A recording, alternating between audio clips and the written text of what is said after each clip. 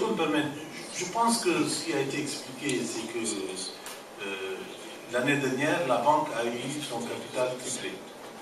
Donc ce qui lui a donné une bouffée d'oxygène pour lui permettre effectivement de répondre à cette demande. Alors, tout à l'heure, il avait été question de savoir si l'action qui a été faite en faveur de la Côte d'Ivoire était assez exceptionnelle et unique.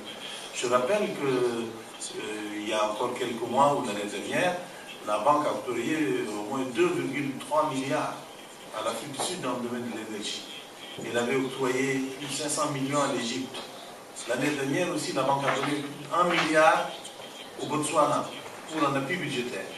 Et nous avons financé dans les 2 années qui précèdent le Sénégal dans le domaine des infrastructures. Donc en fait, la réponse est là, c'est que les ressources de la banque ont été triplées l'année dernière lors de l'augmentation du capital. Cette augmentation du capital visait précisément à permettre à la banque de continuer en fait à financer le développement de l'Afrique. Il va de soi que les besoins de l'Afrique, comme l'a rappelé tout à l'heure notre chef économiste, sont immenses. La banque seule ne pourra pas y faire face. Et c'est pour ça qu'il y a la Banque mondiale, il y a les fonds arabes, il y a d'autres bailleurs. Mais nous avons une part importante dans ce financement, et c'est pour répondre à cette exigence. Et aussi, je pense que la réponse que la banque apporte est liée en grande partie à la qualité de notre apport financier. C'est que nous sommes aussi un conseiller en matière économique qui est écouté, qui est apprécié, et un conseiller dont on a confiance, dont on apprécie, un conseiller qui n'a pas l'arrogance, qui n'a pas la prétention de tout connaître, de tout savoir. Il nous arrive de nous tromper, mais d'une manière générale, nous donnons de bons conseils en matière économique, et c'est pour cela que la demande est croissante. Nous ne pouvons pas y faire face tout seuls, mais nous apportons un appui important, comme je viens de le montrer, que ce soit pour des pays assez avancés comme l'Afrique du Sud, mais aussi l'Égypte. Et cela est vrai des pays dont l'économie est beaucoup plus en retard. Il y a à peine 2 ans, la Mauritanie a bénéficié d'un énorme prêt de plus de 70 millions de dollars pour la réfection, la modernisation des équipements de la SMIC. Voilà un exemple où nous apportons des appuis à la fois pour des pays qui ont une économie assez faible, comme des pays assez avancés comme l'Égypte ou l'Afrique du Sud.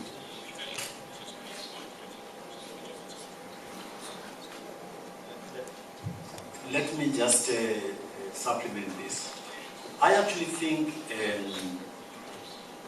the global economy and the way things are going suggests that the way the question was phrased can lead us into the wrong place. Let me give you some numbers, the latest numbers that we have. 2008, in sort of rounded up numbers, aid amounted to 40 billion, FDI 60 billion, and domestic resource mobilization in terms of taxes and so on, 400 billion. And so we need to really be quite careful about our expectations from which source of capital. Those numbers alone, even prior to the crisis, tell you that often we overblow the importance of aid. But post the crisis, we need to understand that the traditional sources of aid are actually going to have a lot of pressure of their own, and they won't have the resources to continue at the previous levels. But the numbers I've just given you about 2008 also tell you something else. That by and large, African countries have to begin to focus much, much more on their own resources and accept that aid flows are purely supplementary. It's like icing on top of the cake. The fundamental work has got to be done by mobilizing and finding smarter ways of making local resources work harder. That's the way it's going to be. And I think another issue you have to look at is, during the decade when Africa has performed very well economically, the question has been asked and legitimately so. Was it just because of natural resources or not? And when you look carefully, you'll discover that countries amongst the fastest growing economies actually, there were quite a few, significant number, which have got non-natural resources. Which means something very fundamental in terms of how African countries are managing themselves. Proper governance and so on is taking place, which in my view is much more aligned to a recognition that aid flows have to become less and less significant as we go forward for a whole variety of reasons. So I would say the question needs to be adjusted slightly in terms of where we're putting the emphasis. Perhaps too, one should also look at the fact that it's not just about the numbers. Yes, the bank provides financing, but we'd also want to encourage you to look at the bank as a knowledge institution, because that's indeed what we are.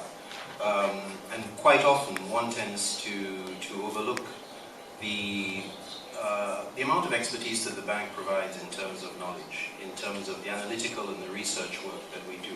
So we are indeed a knowledge bank, and we would encourage you to think of us in that way. And I'm sure the chief economist can speak to that.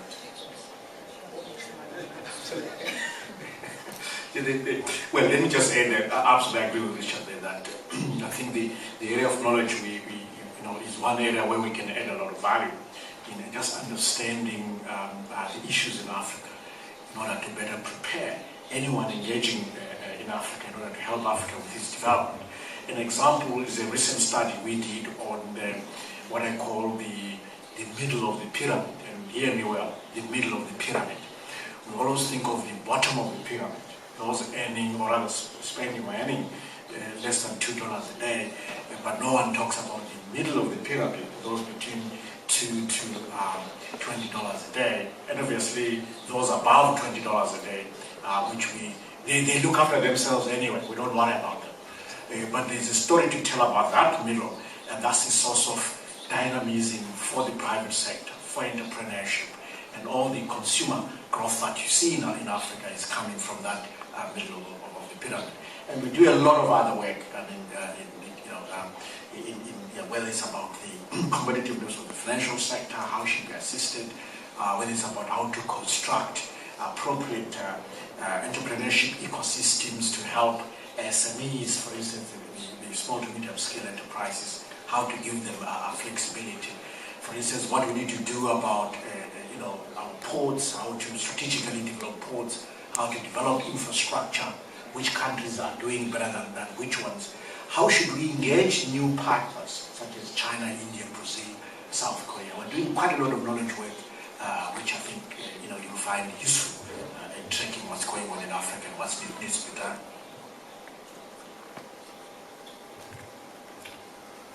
Patrick, before I come back to you, can I just see if I can field any questions from anybody else who hasn't asked? I promise you I will come back to you. There's somebody else I made a promise to.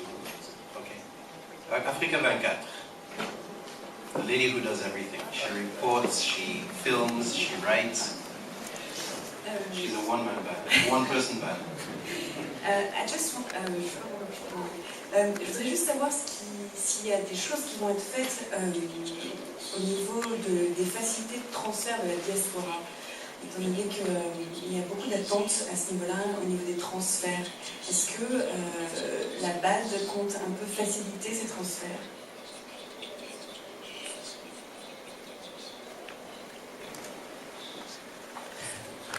Well, the Chief Operating Officer gave you some figures earlier about the flow of funds to Africa, 400 billion in domestic taxes, FDI sitting at 60 billion, and then 50 billion in terms of ODA.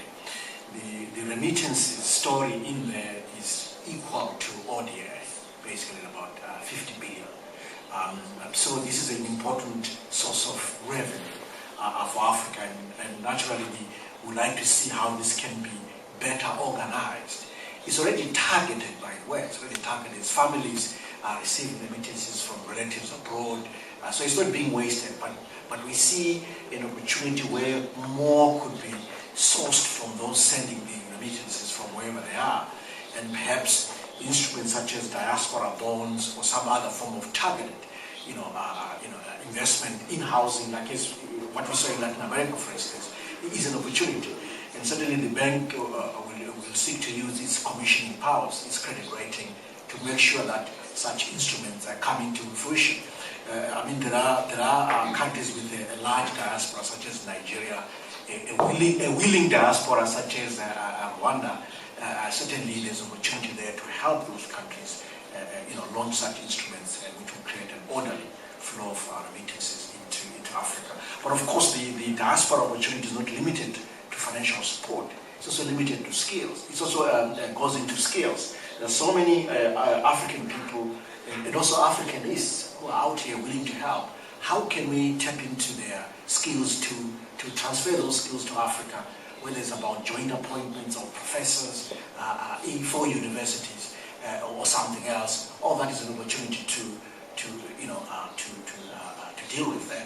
I mean, it's one thing to lament, the brain drain and so forth. I think that's a waste of time. And these people are gone, so the issue is how can we work with them to better improve skills development in Africa. And talking about that diaspora, one thing that struck me yesterday during the CEO dialogue was a comment made by Arnold Ekwe, the CEO of the EcoBank Group, who pointed out that the diaspora is not just the diaspora, it's not just Africans living out of Africa, but Africans living in other parts of Africa, outside their home countries. So there's a lot of flow, in that sense. So in fact, basically 70% of the African diaspora lives within Africa itself, but not in their countries.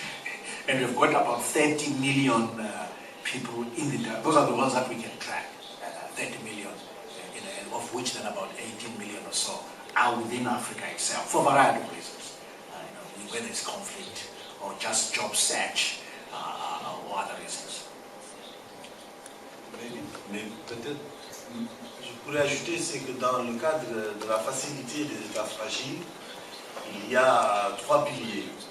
Le premier pilier, c'est destiné à apporter des ressources supplémentaires à des pays qui sortent des conflits ou qui sont fragiles d'une manière générale.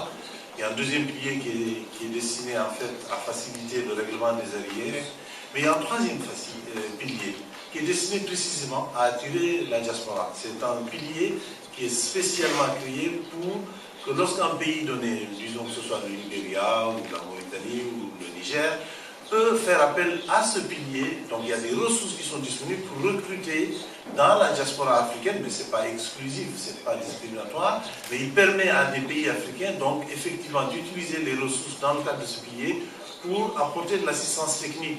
Et ces personnes qui sont de très haute qualité vont être payées sur les fonds qui sont mobilisés dans le cadre de cette facilité qu'on appelle facilité des États fragiles et dans son pilier numéro 3.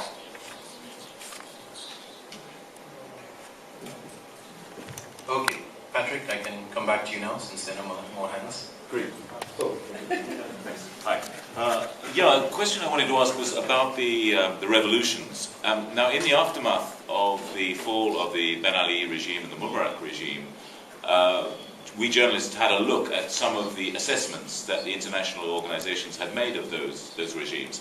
We found a lot of very fulsome praise for the standards of governance and inclusive growth practiced in Tunisia and in Egypt.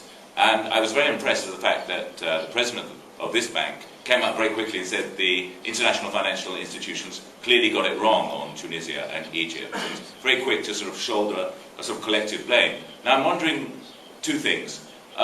What countries now are the international financial institutions still getting it wrong about when they make these fulsome, glowing commendations of the great progress that is being made, inclusive growth and so on?